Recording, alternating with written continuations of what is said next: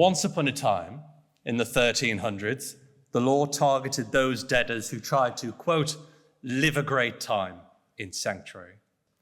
And the law, which somewhat resembles the modern-day Insolvency Act, targeted those who would defraud their creditors by A, transferring property to a friend, B, retreating to sanctuary, which is essentially an abbey or a church, to live a great time with high countenance, while the creditors had no option but to settle for a pittance. The law then would unravel those transactions, even in sanctuary, where the monarch's reach didn't extend. And such began the legal protection for those creditors, victim of a crafty debtor. 100 years later, we have Twine's case, where quite transparently, a debtor sold his flock of sheep to a friend, but the flock remained in the debtor's possession. The Star Chamber then was having absolutely none of that, and found that to be an attempt to defraud creditors even outside of the sanctuary law that I've mentioned. Where it gets interesting is where we lose our temper in the 1600s with debtors, by not only unraveling transactions at an undervalue, but also by introducing criminal punishments. The punishment, if you were found to have done it, would be 2 hours in the pillory. Not only in the pillory, but with your ear nailed to the wood. Once you were deemed to have paid your penance, your ear would be cut off and you would be set free, leaving behind your ear as a reminder for your conduct. Similar to pillorying, around the same time in Italy, they had something of a performance piece. Every Sunday, those who became bankrupt, and this is absolutely true because I double-checked, had to hit their bare backside against a rock or a stone of shame 3 times in front of a jeering crowd, and each time had to shout, "I declare bankruptcy," akin, for those who know it, to Steve Carell in The Office. So sick were we in 1706 of debtors concealing their assets, it became a capital offense. You could be sentenced to enslavement, imprisonment, or death. And that's exactly what happened to John Perot in 1761, who, after declaring bankruptcy, transferred his assets to his mistress and wig maker, of all people, for 20% less than they were worth.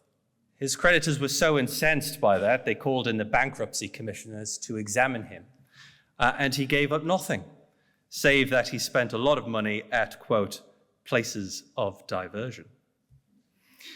And the supposed threat of capital punishment had absolutely no effect on him. And so it was, aged only 38, in 1761, he was hanged for fraudulent bankruptcy in front of what was described as a modest crowd attending to watch him swing. 200 years later, we have the slightly more lenient Insolvency Act. That gives 3 particular causes of action for transactions at an undervalue. The first is sections 238 and 339. They're relatively straightforward, and I'm sure you're very familiar with them. They concern companies and bankrupts, respectively, who dispose of assets within a particular period of their insolvency. But my focus is on the third, which is section 423, and that concerns transactions intended to defraud creditors. Despite that sitting in the Insolvency Act, insolvency is not, in fact, required for a section 423 claim, nor is there any look-back period, as there is with the other 2 sections. What is required is what is sometimes described as the subjective purpose or the intention. It must be shown that the debtor's subjective intention was to put assets beyond the reach of creditors or to prejudice their interests in any future claim. And it was for this year, and this is the reason for this talk, that the Supreme Court considered that for the very first time in the case of El-Husseiny. In that case, a bank sued Mr. El-Husseiny and his entire family. Mr. El-Husseiny had decided, among other things, to transfer 9 Hyde Park in London to his son. And 9 Hyde Park is as expensive as it sounds. It was roughly 5 million in valuation. But his son paid nothing for it. The bank had judgments obtained in Abu Dhabi that it wanted to enforce against Mr. El-Husseiny, so it brought a claim here under Section 423.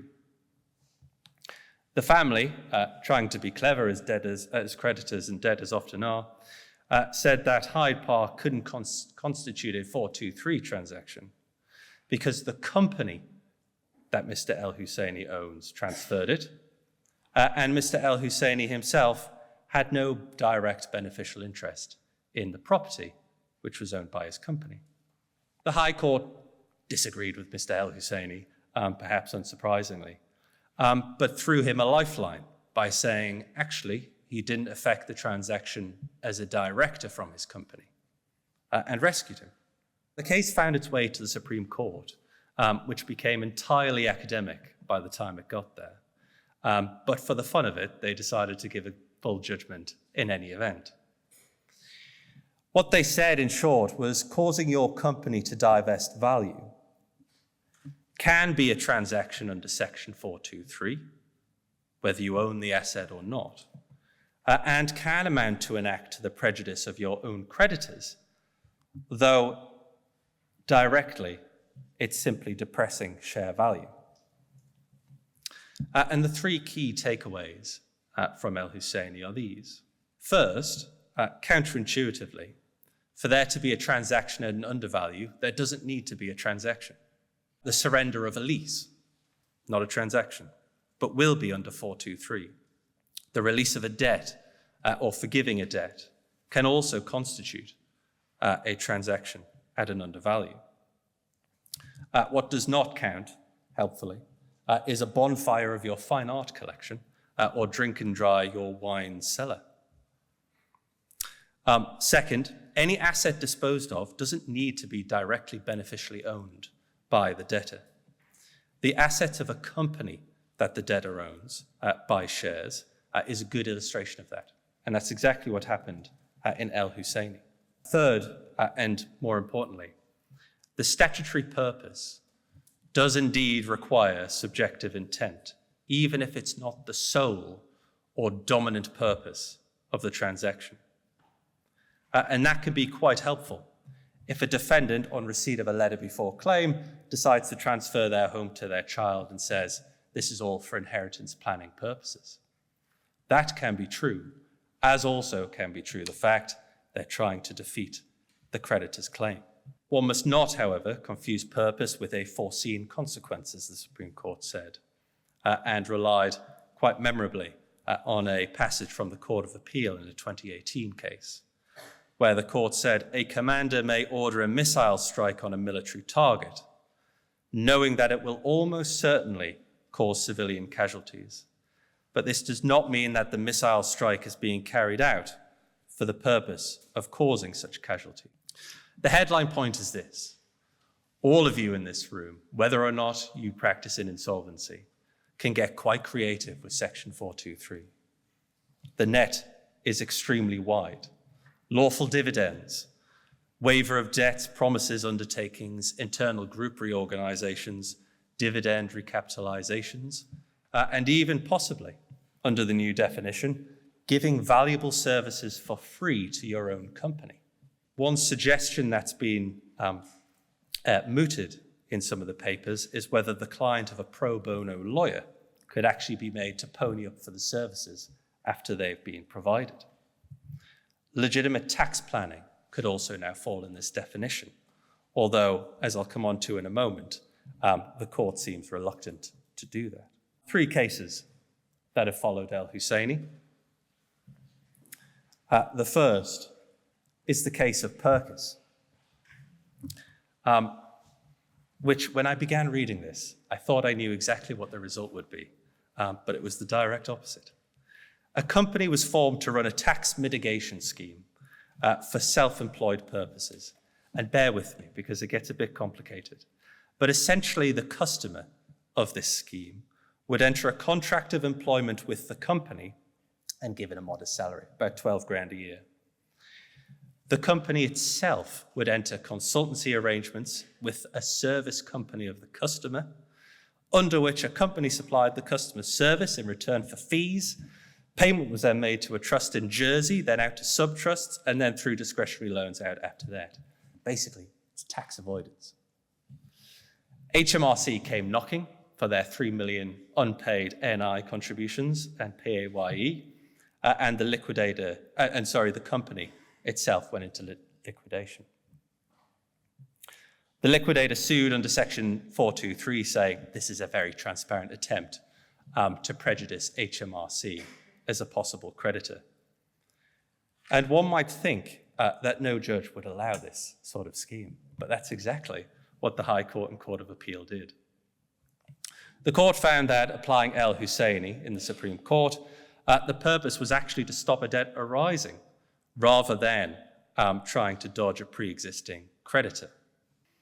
And also went so far as to say section 423 is unlikely to catch tax mitigation steps. There was also no evidence that the scheme was designed to prejudice HMRC as a possible creditor in the future if the scheme failed. Apparently, an awareness that this creditor might challenge the tax scheme did not justify inferring a purpose to impede HMRC. The second case of Thomas and Jones, and this will be much more familiar to many in this room.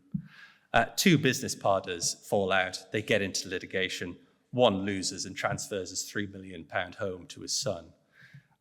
Clearly, that was an attempt to thwart the claimant and successor in the litigation, and the court unwound that. Hutchison, this is my favorite one, I've been waiting to get to this one. From the end of July comes the case of the very naughty father-in-law of Gordon Ramsay. The judgment begins with the defendant, Greta, describing herself as being a very traditional lady in a very traditional marriage with her husband. Her husband, Mr. Hutchinson on the far side, in fact had 3 wives and 3 households to maintain, with kids in each of them. One of the children of Greta and Mr. Hutchinson is Tana Ramsay, who's married to Gordon Ramsay. Twice bankrupt, Mr. Hutchinson had a very keen eye for dodging his creditors and the criminal law. He was employed by Gordon Ramsay's holding company, and things turned very sour between them, as so often family businesses do. Mr. Hutchinson decided to hack Gordon Ramsay's computer and download emails about his hair transplant and shark fishing trips that he'd been on. And at the same time, seeing that a claim was coming down the line from possibly one of his wives and HMRC, he decided to sell off 4 of his London properties. When he did that, he transferred the cash and the proceeds to Greta, even though her name was not on the title. The trustees in bankruptcy, of course, came knocking and said she'd received far more than she was due, and this is a characteristic Section 423 claim. She relied on a letter that she wrote in 2017 saying, well, she's got a substantial beneficial interest in all of the properties that extinguishes Mr. Hutchinson's. It transpires that was written by Mr. Hutchinson. Proceeds were also paid, and it's an entertaining web in this case. Proceeds were also paid out to the famous PR guru Max Clifford, who's serving 8 years for sexual assault, and also to Mr. Hutchinson's mistress, who's the 4th lady in this case. What remained, untangling all of this in the Insolvency and Companies Court, was that Greta had about 300k more than she was entitled to. That, the court found, clearly had to be unwound under the principles in El-Husseiny. Pleadings and tips. A Section 423 claim involves serious wrongdoing. There's no dishonesty element per se, but it's an allegation of discreditable and disreputable conduct. So the first tip is this: plead it like you mean it. You need to get stuck in with these cases. It has to be pleaded convincingly and proved by cogent evidence. So says the Court of Appeal. I'm not a fan of those phrases because it doesn't actually change the standard of proof at all. What it is intended to mean is that quite often you will have an inferential case. You will never find the smoking gun. It needs to be properly detailed. You have to set out in the letter before claim and in the particulars each of the facts, the building blocks that leads to the inference of the statutory purpose. Examples of that will be knowledge of solvency issues. You don't have to prove insolvency, but merely that they're in trouble. The second key point is contemporaneous documents. They might often look credible, but often they're drafted for the very purpose of trying to produce it in a later claim, just as with Mr. Hutchinson. Third, and finally, you might also wish to consider whether you can lift legal privilege. So often defendants assert that they were advised by their solicitor to enter in a particular transaction or arrange their affairs in a certain way. Ask for that advice. Ask for it to be disclosed to you. Communications between a defendant and legal advisors in relation to setting up of transactions that might fall within Section 423 are likely disclosable. They fall within the exception to legal advice privilege. There's been some doubt about this over the years, but the law as it currently stands in the cases of Akhmedova and Eustace are very clear, and they are being applied by the High Court day to day.